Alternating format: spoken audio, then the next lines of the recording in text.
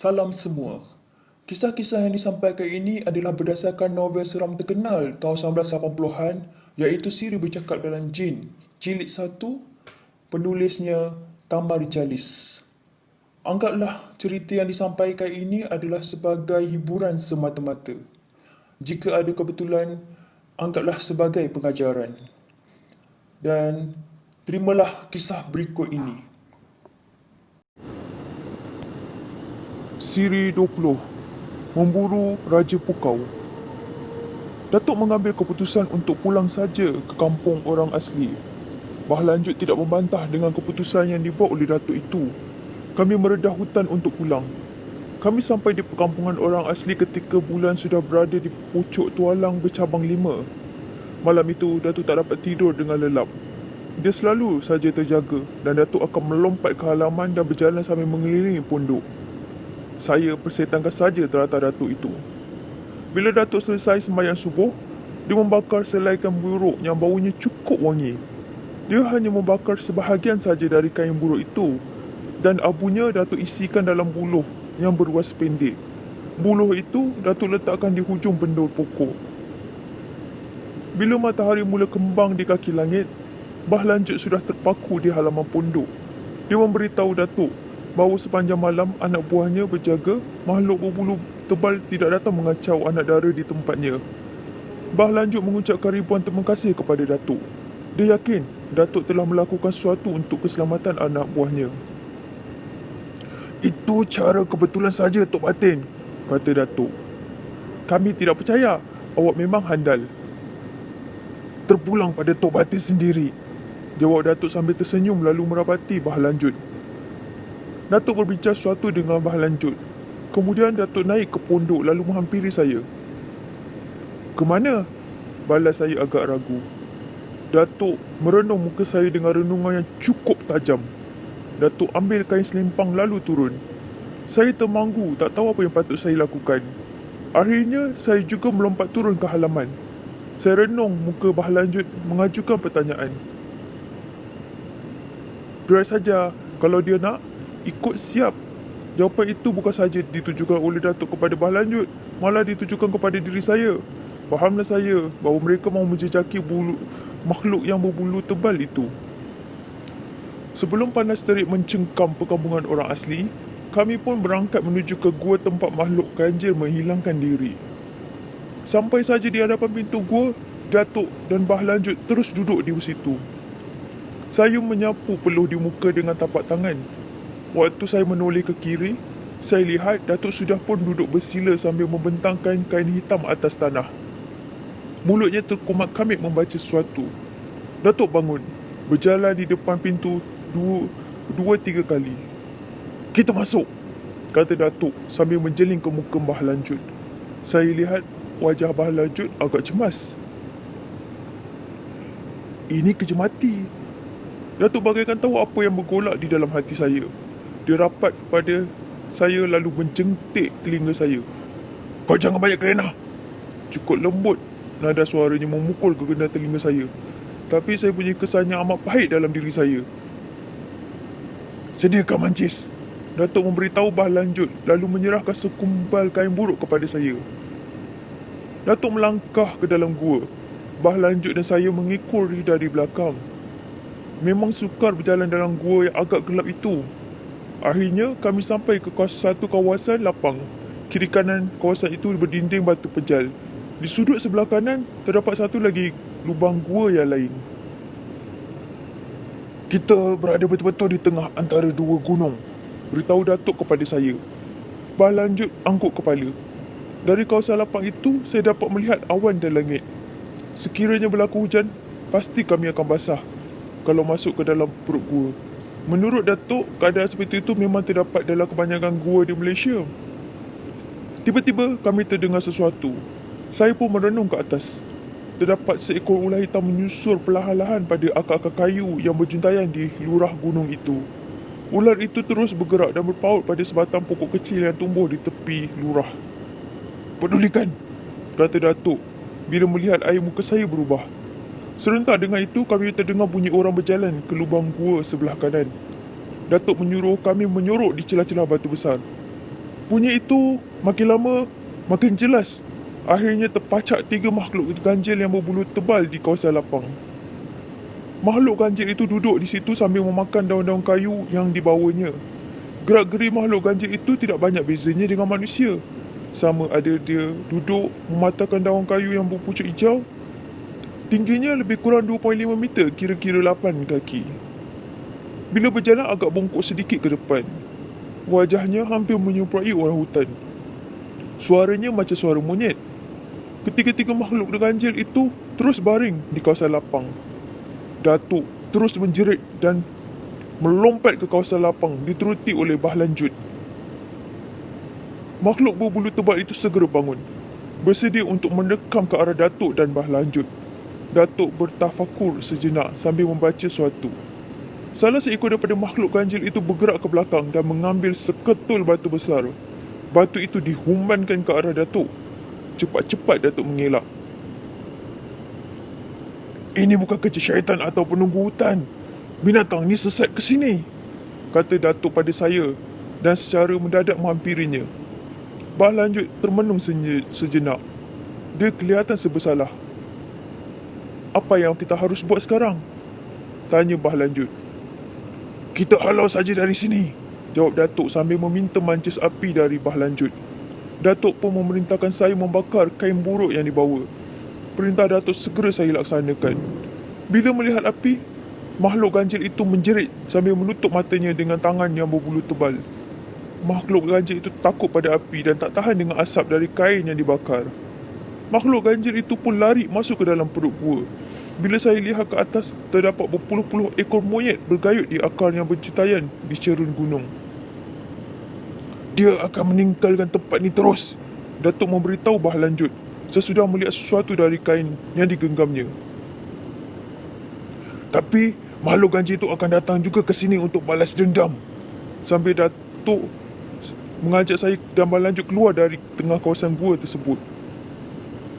Sejak dari peristiwa itu, kampung perkampungan orang asli di Kampung Raja, kamera Highland tidak lagi diganggu oleh makhluk tersebut.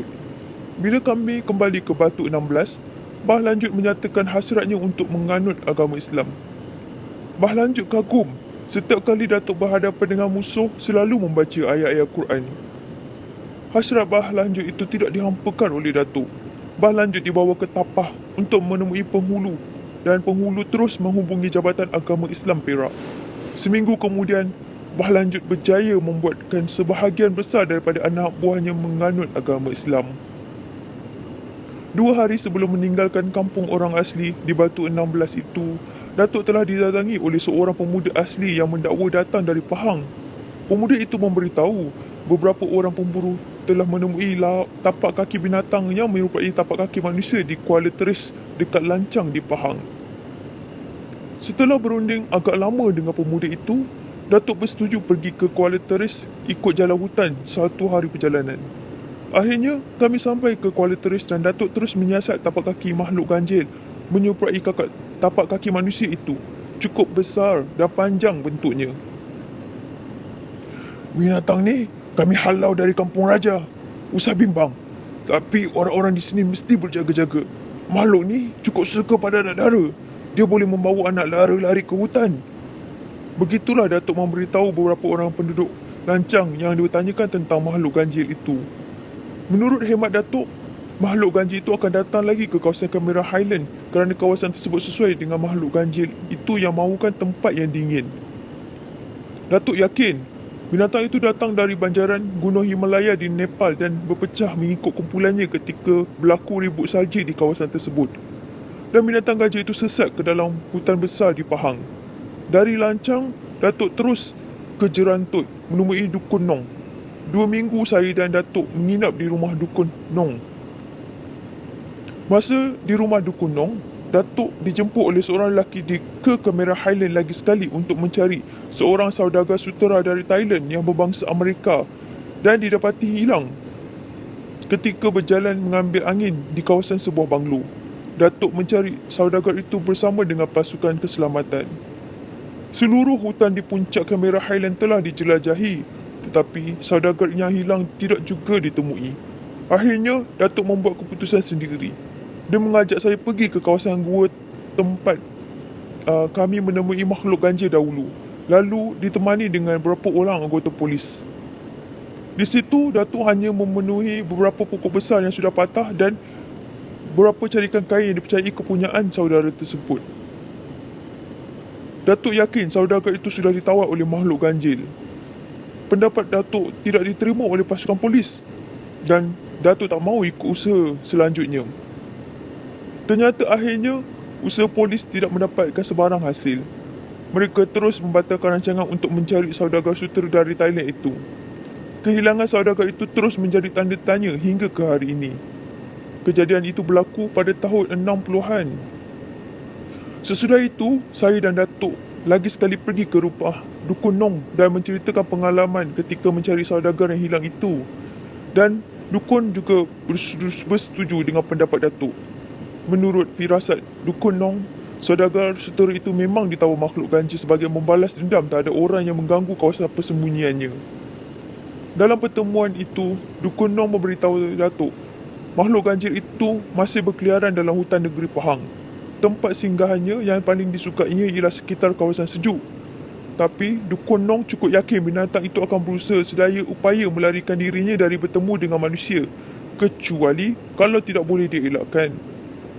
Dengan Dukun Nong, Datuk mendalami ilmu-ilmu kebatinan. Dukun Nong meninggal dunia dalam tahun 70-an.